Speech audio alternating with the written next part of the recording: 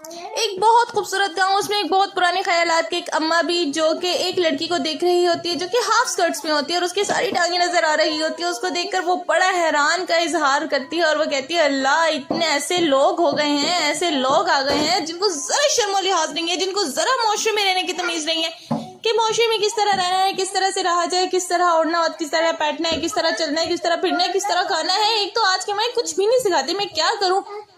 ऐसे कहकर जब वो अपने घर आती है तो वो सूरज ग्रहण अपनी टीवी पे देखती है। सूरज ग्रहण देखते ही वो अपनी बहू को आवाज देती है, बहुत गरजदार आवाज से, बहू बहू बात सुन। बहू डरती डरती आती है और घूंघट नीचे करके आती है। वो बहू को कहती है कि आज घर में कोई खाना नहीं बनेगा, कोई किसी तरह का ना खाना खाएगा ना बनेगा, क्योंकि आज सूरज ग्रहण है। इतने में उसका शौहर आ जाता है और उसको बहुत भूख लग रही होती है। वो जाता है, फ्रिज खोलता है, जैम निकालता है और वो जैम ब्रेड खा लेता है। जैसे ही उसकी माँ देखती है और वो बहुत गुस्सा करती है, वो सबसे ज्यादा गुस्सा अपनी बहू को बुलाकर करती है। इसी तरह उसका शौहर कहता है कि कुछ नहीं होता माँ, मुझे बहुत भूख लग रही थी तो मैं क्या खाता। उसका बाप भी उसकी हामी में कहता है कि क्या होता है, क्या होता है, कुछ नहीं होता, कुछ नहीं होता, तुम क्यों इतना बोल रही हो, क्यों इतना परेशान हो रही हो। इस बात पर वो बहुत गुस्सा करती है कि तुम लोगों को कुछ नहीं पता, आज की जनरेशन को क्या हो गया, अभी मैं ये देखकर आई थी, वो देखकर आई थी, फलां फलां फलां। वो बहुत गुस्सा करती है। वो घर में हर वक्त एक जिल्लात का माहौल बर्पा करके रखती है अपनी बहू के लिए, एक बहुत मिसाली जिल्लात सास बनकर रहती है। वो अपनी बहू को किसी तरह का सुख नहीं देती। वो हर वक्त उसको चां चां चां चां हर वक्त चिल्लाती रहती है। वो उसको किसी तरह का आराम नहीं करने देती और अपने ख्यालात को उस पर थोपती रहती है। एक दिन वो अपनी बहू को बुलाती है और वो उसको कहती है, जैसे ही वो बोल रही होती है, उसकी बोलती बोलती उसकी बहू उसकी सारी बातें सुन रही होती है कि मैं अपनी बहू को ऐसी खराबी बिल्कुल नहीं आने दूंगी जैसे आज की लड़कियां हैं। मैं अपनी बहू को बहुत संस्कारी बनाकर रखना चाहती हूँ, बहुत संस्कारी रहना चाहती हूँ। मैं अपनी बहू को बिल्कुल खराब नहीं करना चाहूंगी। वो अपनी बहू को बुलाती है और बहुत भाषण देती है। उसकी बहू सर हिलाते हुए कहती है, माँ जैसा आप कहेंगी मैं वैसे ही करूंगी, आपको कभी शिकायत का मौका नहीं दूंगी। उस बात पर उसकी सास कहती है, हाँ तुम मुझे, मैं यही यकीन करती कि तुम मुझे कभी शिकायत का मौका ना दो। उसकी बीवी, उसकी बहू एक सिर्फ खिलौना बनकर रह जाती है। वो सिर्फ हाँ में हाँ मिलाती रहती है और वो हर वक्त उसको ताकती रहती है। एक दिन वो अपने बेड में सो रही थी कि उसकी जरा सी कमर नजर आई और उसकी सास उसको देखकर बड़ा गुस्सा आई है, भगवान हाय रे, ये क्या हो गया, तुझे जरा शर्म नहीं है, तो किस तरह के कपड़े पहनती है। तुझे मैंने मना किया था कि अपनी कमीज को सही तरह रखना है, बिल्कुल भी तेरी कमीज नहीं खराब होनी चाहिए। लेकिन वो बहुत परेशान हो जाती है कि माँ जी आप क्यों परेशान होती हैं, मैं अपना बहुत ख्याल रखती हूँ, पता नहीं फिर भी आपको शिकायत का मौका कैसे दे देती हूँ। इस बात पर वो अपनी बहू को कहती है, इसी तरह से वो गुजरता रहता है। कुछ दिनों बाद एक चमचमाती लंबी सफेद कलर की गाड़ी जिसमें उसका पड़ा हुआ शहर से एक बच्चा आता है और वो अपनी भाभी से अपनी मोहब्बत का इजहार करता है। वो कहता है, भाभी मुझे बहुत पसंद है एक लड़की, मैं क्या करूँ, मैं उसके बगैर नहीं रह सकता, मैं उससे शादी करना चाहता हूँ, मैं अम्मा भी से कैसे बात करूँ, मुझे बहुत डर लग रहा है। वो उसको हौसला देती है और वो अपनी अम्मा भी से बात करता है। वो अपनी अम्मा और अब्बा को किसी तरह मना लेता है और अपने पैर पर आमादा कर लेता है और उनको साथ चलने का कहता है और उसकी अम्मा भी जाने को साथ मान जाती है। इस बात पर उसके अब्बा जी कहते हैं, मुझे तुम्हारी समझ नहीं आती, कभी तो किसी पे तुम इतना सख्त हो जाती हो कि तुम्हारा मुझे यकीन ही नहीं आता कि तुम वही करिश्मा हो, वही मेरी प्यारी सी करिश्मा, और कभी तो तुम इतना लवली हो जाती हो कि जिसकी कोई हद नहीं। वो इस बात पर कहती है कि अगर मैं ये बात नहीं मानूंगी तो मेरा पला पलाया बेटा उसके हाथ में चला जाएगा। मैं नहीं चाहती कि मेरा बेटा मुझसे नाराज हो, मेरा बेटा मुझसे बदगुमान हो। मैं चाहती हूँ कि मैं अपने बेटे की हाँ में हाँ भरूँ, क्या फर्क पड़ता है, एक बार शादी होने दो, फिर मैं उसको भी अपनी बड़ी बहू की तरह ट्रीट करूंगी। उन दोनों की शादी हो जाती है और बहुत धूमधाम से शादी होती है। शादी से वापसी पर जब वो गाड़ी में आ रहे होते हैं तो उसको अपने गहने जेवर बहुत ज्यादा भारी और भरगम लग रहे होते हैं, पसीना आ रहा होता है। वो अपने शौहर को कहती है कि क्यों ना मैं ड्रेसिंग चेंज कर लूं और मुझे बहुत बहुत बहुत बहुत गर्मी लग रही है। ऐसे कहकर वो अपनी ड्रेसिंग चेंज करने को चली जाती है और जब वो ड्रेस चेंज कर आती है तो वो बहुत यूनिक सा ड्रेस पहनती है, स्कर्ट्स पहनी हुई होती है और वो दुपट्टा अपने ब्राइडल का सर पे लेती है और वो आ जाती है। जब देखती है तो उसकी सासू माँ को बहुत शदीद गुस्सा आता है और वो उसको कहती है कि चलो हमारे साथ चलो, तुम्हारे। इस बात पर उसका बेटा कहता है, माँ रास्ते में इतनी गर्मी थी कि इसकी वॉमिट्स आ गई और इसकी सारी साड़ी भर गई और खराब हो गई, इस वजह से हमें रास्ते में जो मिला हमें वही पहनना पड़ा। इस बात पर दिल में उसकी बेगम सोचती है, अल्लाह ये इतना झूठ क्यों बोल रहा है। और उसकी सास भी चलो थोड़ा सा काम डाउन होती है और वो अपनी सास को थोड़ा सा काम डाउन करते हुए कहती है कि माँ जी आज के दौर में कौन ऐसे सोचते हैं, अपनी सोच को थोड़ा ब्रॉड करें, आप किस तरह की बातें कर रही हैं। और वैसे भी मैं बहुत थक गई हूँ और मेरा कोई मन नहीं है कि मैं सबसे आशीर्वाद दूँ और मैं अपने कमरे में जा रही हूँ और मैं आराम कर रही हूँ, कोई भी मुझे डिस्टर्ब ना करे। ऐसे कहकर वो अपने शोहर को लेती है और अपने कमरे में चल पड़ती है। और उसको ताकीद करती है कि आते हुए मेरा सामान लेते आना, मुझे खाने पीने के लिए कुछ लेते आना, मुझे बहुत भूख लग रही है और मुझे कोई भी डिस्टर्ब ना करे ये ख्याल है। बहरहाल वो थोड़ी बहुत फॉर्मेलिटी पूरी करती है और वो घर जाकर अपने सो जाती है। वक्त गुजरता रहता है और उसकी सास बहुत परेशान होती है। वो कहती है मुझे इसकी बहू थोड़ी ठीक नहीं लग रही, बहुत चालाक लग रही है, इसको तो मुझे अकल ठिकाने करना पड़ेगा। लेकिन जिसकी जो मेरी बहू हो और मैं उसको काबू में ना कर सकूं, ऐसा हो सकता है? देखना, मैं इसको साड़ी पहना कर रहूंगी। ऐसे कहकर वो अपनी बहू के कमरे में जाती है और अपनी बहू को कहती है, बहू तुम कल क्या पहनोगी? बहुत मोहब्बत और प्यार से वो उससे बात करने की कोशिश करती है। वो कहती है माँ से इसका चाहत महसूस होती है कि हो सकता है कि मेरा ये वहम हो, कि मेरी कोई गलत फहमी हो। बहरहाल वक्त गुजरता रहता है और वो एक दिन नाइट ड्रेस पहनकर जब बाहर आती है तो उसकी सास उस पर बहुत गुस्सा करती है। वो कहती है हमारे यहाँ इस तरह की रस्म और रवाज नहीं पाले जाते कि नाइट ड्रेस पहन के तुम बाहर घूमो, आइंदा तुमने इस तरह की हरकत नहीं करनी। वो अपनी सास को काम डाउन करते हुए कहती है, सासू माँ आप मुझसे इस तरह से बात नहीं कर सकती, मैं कोई आपकी वो लाजिम नहीं है कि जो आप मुझसे इस तरह की बात करें। बार वो उसको रख रख के सुनाती है 2-3 और अपनी सास को चुप करवा देती है और वो कहती है, ताकीद करती है कि आइंदा मुझसे इस तरह की बात मत कीजिएगा। और वो ये कहकर अपने कमरे में चल पड़ती है और उसको थोड़ी सुबह होते ही उसको अपनी बड़ी भाभी नजर आती है और उसकी भाभी उसकी सास की पोल खोल देती है कि यहाँ कोई अपनी मर्जी से सांस नहीं ले पाता, यहाँ तो सास भी माँ जी की मर्जी से लेना पड़ता है। वो सारी चला के समझ जाती है और वो उसको एक एक बात बता देती है कि माँ जी इस तरह से पाबंदियां लगाती है, मुझ पे इस तरह से पाबंदियां लगाती है। बहरहाल वो कहती है कि माँ जी मुझ पे इस तरह की पाबंदियां नहीं लगा सकती और ना ही मैं उनकी पाबंदियों में आने वाली। मैं तो 1 हफ्ते के बाद अपनी ड्रेसिंग पूरी किया करूंगी, स्कर्ट्स पहना करूंगी, मैं देखूंगी वो किस तरह मुझे रोकती है। वक्त गुजरता रहता है, उसका शौहर उसको किसी तरह की कोई रोक टोक नहीं करता और इसी तरह वो दोनों खुश खुश रहते हुए वक्त आहिस्ता गुजरता रहता है।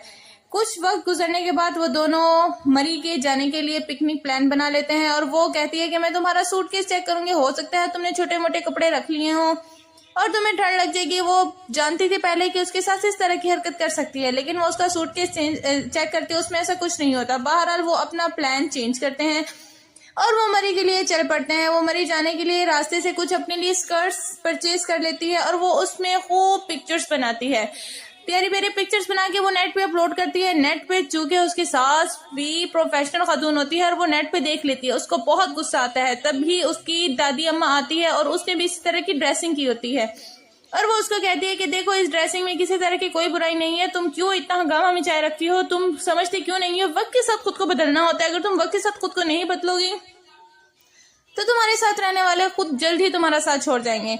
आज रास्ते में एक बाइक पे साड़ी पहनने के बायस एक औरत की साड़ी बाइक में आई और वो बुरी तरह से जख्मी है और वो कोई और नहीं, वो तुम्हारी अपनी बड़ी बहू है और उसको मैं अब हॉस्पिटल में रखकर आई हूँ। वो बहुत शर्मिंदा होती है। देखो तुम अपनी बहू के साथ वक्त को बदलो ताकि कोई तुमसे नाराज ना हो, ताकि कोई ताकि किसी के ऊपर तुम बोझ ना बनो।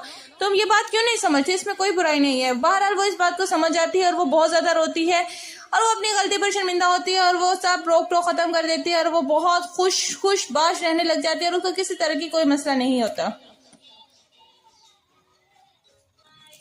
एक गांव में एक बाप की 2 बड़ी ही नक्शड़ी बदतमीज बेटियां होती हैं। वो उनसे बड़ा परेशान होता है और वो नहीं समझता कि उनको किस तरह से संभाला जाए, किस तरह से काबू में रखा जाए। वो बहरहाल उनको हर दिन उनको सुधारने में लग जाती है, लेकिन वो किसी तरह से उसकी बात नहीं मानती। वो पार्टियां शार्टियां हर एक चीज में मस्त होती हैं और वो किसी तरह की बात सुनने पर आमादा नहीं होती। वो सिर्फ अपनी मनमर्जी होती है, अपनी मनमानी करती है। बहरहाल उसका बाप एक दिन उन दोनों की शादी करवा देता है। दोनों जुड़वा भाई होते हैं और दोनों से उनकी शादी हो जाती है कि एक ही घर में जाएंगे, चलो किसी तरह ये सुखी रहेंगे। बहरहाल जब उनकी शादी हो जाती है तो वो अपनी सास से पहले ही दिन बहुत बदतमीजी करती हैं। वो कहते हैं कि हम इन फॉर्मेलिटी में नहीं आना चाहते, ऐसा करो कि हमें सोने के लिए इजाजत दो और हम सोना चाहते हैं। वो अपने शोहरों को उसकी सास कहती है, बेटा कोई बात नहीं, थोड़ा सा तो रस्म रवाज होता है ना। कहती है, ओ प्लीज मॉम, ये रस्म रवाज ये हमारी कैटेगरी के नहीं है, आपको पता है ना कि हम कौन से खानदान से आए हैं।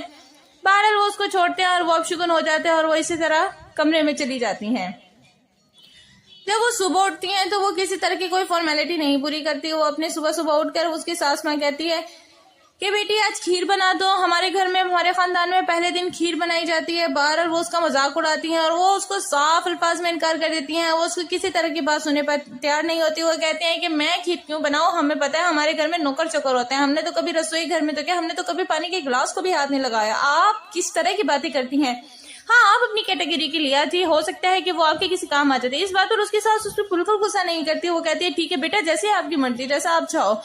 और उनके बेटे भी उनसे बहुत परेशान होते हैं। वो बहुत बड़ा बिहेव रखती हैं, बिल्कुल भी सीधे मुंह बात नहीं करती। उसकी माँ से तो बिल्कुल भी घास नहीं डालती और इतना बुरा बोलती है, इतना बुरा बोलती है। बहरहाल उनका अंजाम बहुत बुरा होने वाला होता है। आगे आगे देखिए होता है क्या, क्योंकि उनकी जुबान बहुत बुरी होती है।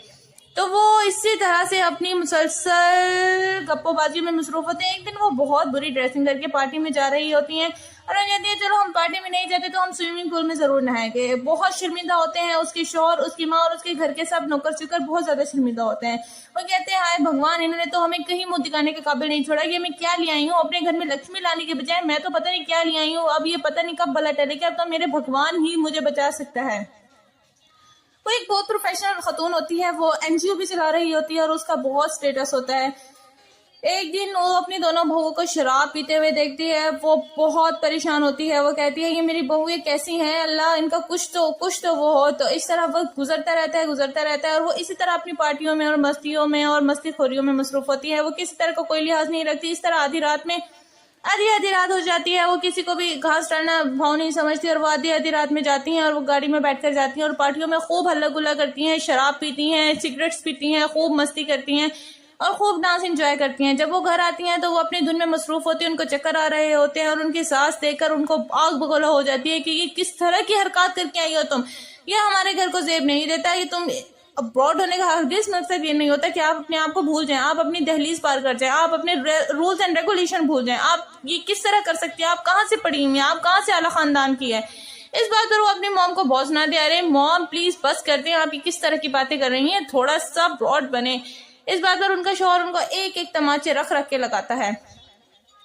वो तमाचा खाते ही उनको बहुत गुस्सा आता है और वो उलट पलट में उनको भी एक एक तमाचा रख के लगाती है। वो कहती है कि हम वो लड़कियां नहीं है जो तमाचा खा के चुप रह जाएं, तमाचा ये मतलब में तमाचा ही मिलेगा। ऐसा कहकर वो अपने अपने रूम में चली जाती है। वह गुजरता रहता है। जब वो सुबह उठती हैं तो वो कुछ अलग ही पाती है। उनके मोबाइल फोन में एक मैसेज आता है जो कि नाइट क्लब पार्टी होती है। वो दोनों बहनें एक दूसरे को कहती हैं कि वाह यार, आज तक हमने नाइट क्लब पार्टी कभी नहीं देखी, हम नाइट क्लब पार्टी में कभी नहीं गए, क्यों ना हम नाइट क्लब पार्टी में जाएं, खूब इंजॉय और मस्ती करें। वो इस बात पर दोनों आमादा हो जाते हैं और वो नाइट क्लब पार्टी के लिए तैयारियां करना शुरू हो जाते हैं। वो कहते हैं अरे हमारे शोहरों को क्या पता, हमारे शोहरों ने कभी जिंदगी इंजॉय भी किया, अगर हम अब नहीं इंजॉय करेंगे तो क्या बुढ़ापे में इंजॉय करेंगे, चलो यार चलते हैं। बाद की बात देखी जाएगी। बाहर वो दोनों तैयार होकर नाइट क्लब पार्टी में चल पड़ते हैं और वहां जाकर वो नाइट क्लब पार्टी में इतना शराब पीते हैं कि वो उनको होश नहीं रहती, उनको चक्कर आने लगते हैं खड़े खड़े। और वो क्या उनको लगता है कि उनके लगाती है। वो कहती है कि हम वो लड़कियां नहीं है जो तमाचा खा के चुप रह जाएं, तमाचा ये मतलब में तमाचा ही मिलेगा। ऐसा कहकर वो अपने अपने रूम में चली जाती है। वह गुजरता रहता है। जब वो सुबह उठती हैं तो वो कुछ अलग ही पाती है। उनके मोबाइल फोन में एक मैसेज आता है जो कि नाइट क्लब पार्टी होती है। वो दोनों बहनें एक दूसरे को कहती हैं कि वाह यार, आज तक हमने नाइट क्लब पार्टी कभी नहीं देखी, हम नाइट क्लब पार्टी में कभी नहीं गए, क्यों ना हम नाइट क्लब पार्टी में जाएं, खूब इंजॉय और मस्ती करें। वो इस बात पर दोनों आमादा हो जाते हैं और वो नाइट क्लब पार्टी के लिए तैयारियां करना शुरू हो जाते हैं। वो कहते हैं अरे हमारे शोहरों को क्या पता, हमारे शोहरों ने कभी जिंदगी इंजॉय भी किया, अगर हम अब नहीं इंजॉय करेंगे तो क्या बुढ़ापे में इंजॉय करेंगे, चलो यार चलते हैं। बाद की बात देखी जाएगी। बाहर वो दोनों तैयार होकर नाइट क्लब पार्टी में चल पड़ते हैं और वहां जाकर वो नाइट क्लब पार्टी में इतना शराब पीते हैं कि वो उनको होश नहीं रहती, उनको चक्कर आने लगते हैं खड़े खड़े। और वो क्या उनको लगता है कि उनके पास एक लड़का आता है। एकदम से लड़का आते ही उनके पास लाइट चली जाती है। जैसे ही वो उसका हाथ पकड़ता है, जब लाइट आती है तो वो क्या देखते हैं कि वो लड़का मरा हुआ मिलता है। वो बहुत ज्यादा डर जाती हैं। पुलिस उनको पकड़कर ले जाती है। जब पुलिस उनको पकड़कर जेल लेकर जाती है तो वो बहुत ज्यादा रोती हैं, बहुत ज्यादा रो रही होती हैं, प्लीज हमें बचा लो, हम आज के बाद कभी ऐसी गलती नहीं करेंगे, हम आज के बाद सारी बातें मानेंगे, ना नाइट क्लब पार्टी में जाएंगे, किसी पार्टी में नहीं जाएंगे, ना इस तरह की ड्रेसिंग करेंगे। जब वो इस तरह की बातें कर रही होते हैं तो अचानक वो लड़का भी आ जाता है। उनसे पूछते हैं तो वही लड़का है जो मर गया था। इसकी सास और उसका बेटा कहता है कि हम सिर्फ तुम्हें सबक सिखाना चाहते थे ताकि तुम ये गलती दोबारा ना दोहराओ, ताकि तुम इन सब बुराइयों से बचो जिस बुराई से हम तुम्हें बचाना चाहते थे। देखो बेटी, तुम मेरी बेटी हो, तुम हमारी इज्जत हो, अगर तुम इस तरह की बातें करोगे तो तुम किस तरह से सुरखरू हो सकते हो।